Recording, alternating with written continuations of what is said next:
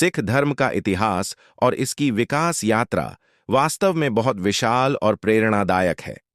यहाँ इस गौरवशाली इतिहास का अधिक विस्तार से वर्णन किया गया है। सिख धर्म की नींव 15वीं शताब्दी में गुरु नानक देव जी ने रखी थी, जो एक ऐसे समय में आए जब समाज जातिवाद, धार्मिक कट्टरता और पाखंड में जकड़ा हुआ था।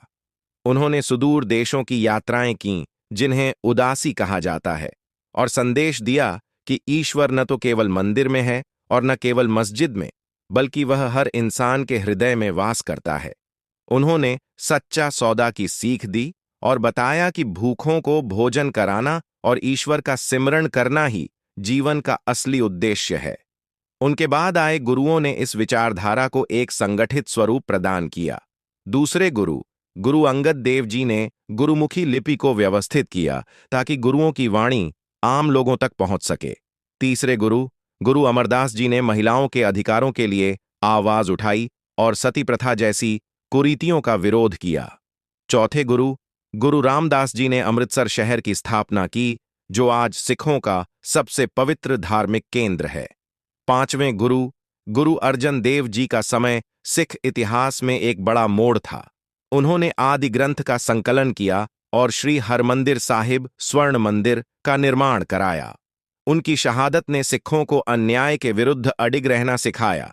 छठे गुरु, गुरु हरगोबिंद साहिब जी ने सिखों को मीरी पीरी का सिद्धांत दिया, जिसका अर्थ था कि एक सिख को आध्यात्मिक होने के साथ साथ आत्मरक्षा के लिए शस्त्र धारण करने में भी निपुण होना चाहिए। सातवें और आठवें गुरुओं ने करुणा और सेवा का मार्ग प्रशस्त किया। नौवें गुरु, गुरु तेग बहादुर जी ने तिलक, झंझू और कश्मीरी पंडितों की रक्षा के लिए दिल्ली के चांदनी चौक में अपना शीश दे दिया, जो इतिहास में धार्मिक स्वतंत्रता की रक्षा का सबसे बड़ा उदाहरण माना जाता है। 10वें गुरु, गुरु गोविंद सिंह जी ने सिख धर्म को उसका आधुनिक स्वरूप दिया। 1699 में आनंदपुर साहिब की धरती पर उन्होंने खालसा को जन्म दिया, जिसने एक साधारण इंसान को सिंह, शेर बना दिया। उन्होंने सिखाया कि जब शांति के सभी मार्ग विफल हो जाएं, तब न्याय के लिए तलवार उठाना जायज है।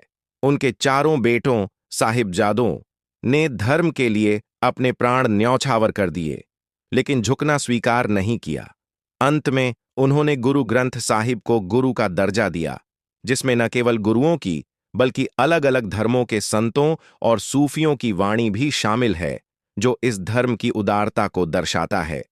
गुरु साहिबान के बाद बाबा बंदा सिंह बहादुर ने मुगल साम्राज्य की जड़ों को हिला दिया और सिखों का पहला राज्य स्थापित किया।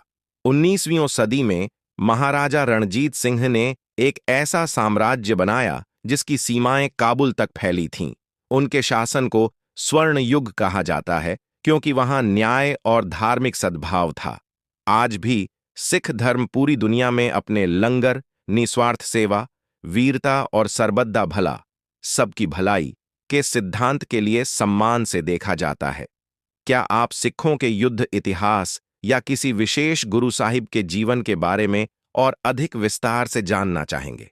ऐसी ही और किसी गुरु से संबंधित कहानी सुनने के लिए हमारे चैनल को सब्सक्राइब एंड वीडियो को लाइक शेयर जरूर करें। मिलते हैं फिर नेक्स्ट वीडियो में। धन्यवाद।